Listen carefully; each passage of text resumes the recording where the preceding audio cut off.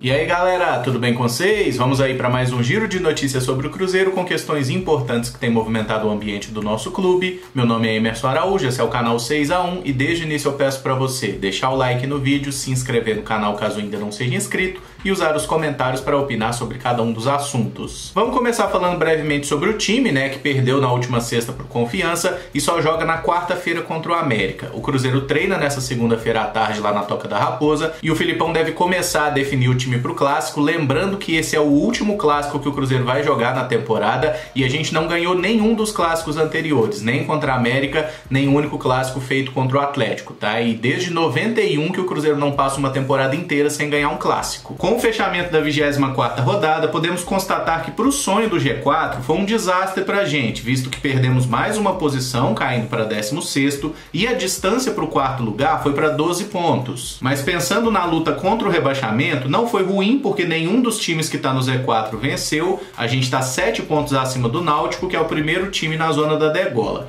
E pelas recentes decepções em casa, essa deve ser a briga do Cruzeiro mesmo. Tem tudo para ser um jogo bem legal na quarta-feira contra o América, e depois do que a gente viu nas últimas semanas, especialmente da boa partida que fizemos contra a Chapecoense, talvez seja até bom a gente enfrentar times mais fortes, porque quando o Cruzeiro tá pegando times que são piores que a gente, o time tá entrando desligado, tá tomando gol no início, aí quando acorda pra cuspir, acorda pra vida, já era, já perdeu o jogo. Então talvez enfrentando o América, que hoje é um time melhor que o do Cruzeiro, o pessoal entra mais ativo, mais esperto em campo e para de fazer tanta besteira. O Cruzeiro não vai ter o Marcelo Moreno nesse jogo porque o boliviano está suspenso pelo terceiro cartão amarelo. Mas eu nem chamaria isso de desfalque devido à péssima fase do atacante, que fez apenas 3 gols em 25 partidas na temporada. O Moreno nem foi titular nos 2 últimos jogos, então o Filipão poderá repetir a escalação se ele quiser, mas eu espero que pelo menos uma mudança seja feita, Pelo amor de Deus, volta com o Matheus Pereira e tira o Patrick Bray, Filipão. A respeito do Ramires, o Samuel Venâncio da Itatiaia falou que de fato o nome do volante tem circulado nos bastidores do Cruzeiro. Ninguém confirma se existem negociações, mas existe a possibilidade do retorno caso o jogador aceite ganhar dentro da realidade do clube. Como eu falei no vídeo de sábado, se o Ramires não tá 100% focado no futebol, tá com problemas pessoais, a chance dele jogar bem no Cruzeiro é muito pequena. Porque se ele não jogou bem no Palmeiras, que é um time muito bem organizado, salário em dia,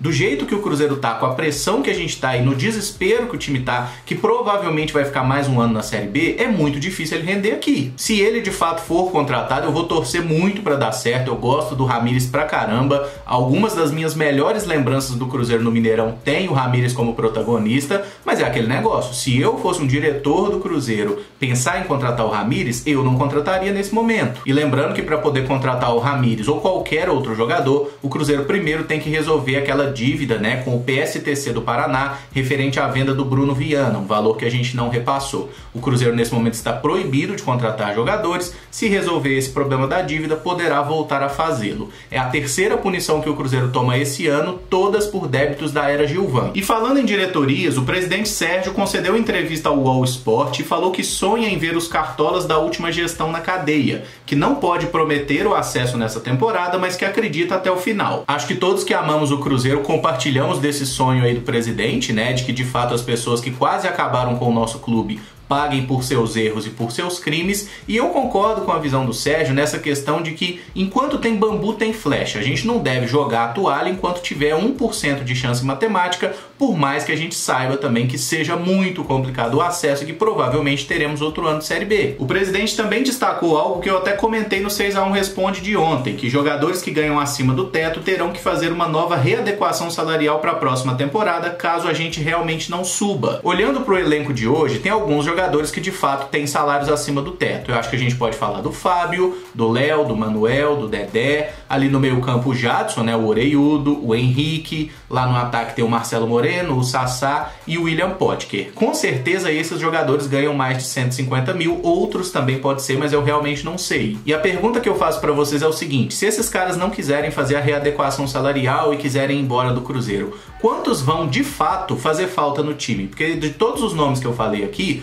hoje quais são titulares do Cruzeiro? O Fábio, o Manuel, o Potker que chegou agora, então o Potker certamente vai continuar, E o resto? Tá produzindo alguma coisa? O resto desses jogadores aí vale a pena continuar, independente de ser Série A ou Série B? E é por isso que eu defendo tanto que a gente use mais jogadores da base, né? Porque todos os nomes que eu falei aqui são jogadores que hoje são meros coadjuvantes no elenco, mas que ganham muito dinheiro por mês, têm salários altíssimos. E jogadores para compor elenco, eu acho que o clube tem a obrigação de formar e não de contratar, especialmente jogadores tão caros, né? São caras que eu acho que a gente poderia substituir por atletas mais jovens, que vão entregar mais ou menos a mesma coisa e são naturalmente mais baratos também. Mudando de assunto, o acordo entre Cruzeiro e Minas Arena foi homologado nessa segunda-feira. Com isso, o Cruzeiro terá que pagar aproximadamente 11 milhões e 200 mil reais à concessionária, divididos em 96 parcelas, a serem pagas a partir de julho de 2022. O valor fechado da dívida foi de aproximadamente 20 milhões de reais, mas como o Cruzeiro tinha uma grana depositada em juízo, esse dinheiro foi liberado imediatamente para a Minas Arena e o restante, né, esses 11 milhões e 200, serão então parcelados a partir de 2022.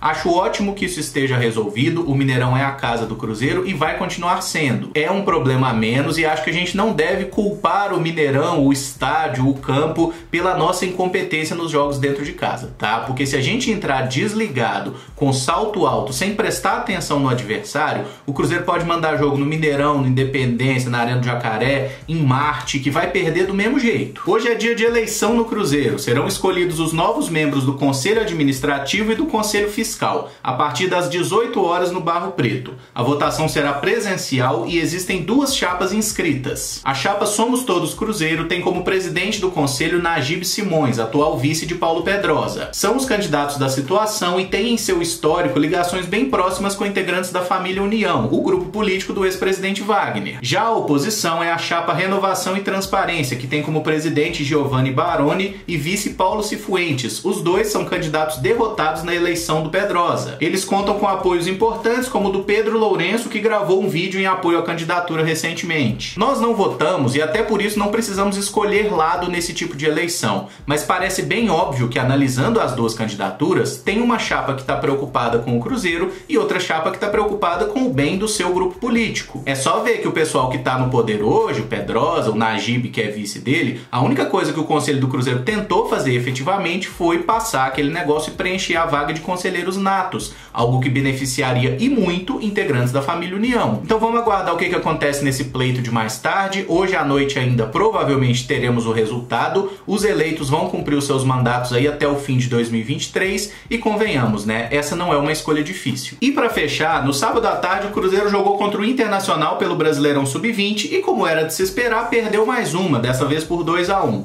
O nosso gol foi marcado pelo lateral Valdir em cobrança de pênalti. Foi um jogo bem atípico porque o Cruzeiro perdeu o goleiro, né, o Gustavo Ábido, que estava jogando com 9 minutos de partida, tocou com a mão fora da área, foi expulso. Lembrando que o Ábido já é reserva do Denivis, que está fora por causa do Coronga, né? Então entrou o terceiro goleiro e o Inter dominou o jogo todo, abriu 2-0. Aí no início do segundo tempo o Inter também teve um atleta expulso. O Cruzeiro deu uma melhoradinha, conseguiu descontar com um gol de pênalti do Valdir. Depois no final o Cruzeiro perdeu mais um jogador expulso, mas o Inter foi melhor e mereceu ganhar. Lembrando que a gente não vence desde a 7ª rodada, quando ganhou do Palmeiras, e esse jogo foi pela 15ª, tá? A situação do Cruzeiro tá realmente muito ruim, mas para a diretoria parece que tá tudo bem, né? Porque segue lá o mesmo treinador que o trabalho não rende, o diretor que é amigão do David também intocável, né? Independente dos resultados ou do péssimo trabalho que está sendo realizado, e os moleques voltam a jogar na próxima quarta-feira contra o Ceará. E esse vídeo fica por aqui. Se você gostou, eu peço que deixe o like, se inscreva no canal caso ainda não seja inscrito e use os comentários aí para opinar sobre cada um dos temas aqui abordados. Muito obrigado por acompanhar, um abraço e até o próximo vídeo. Valeu!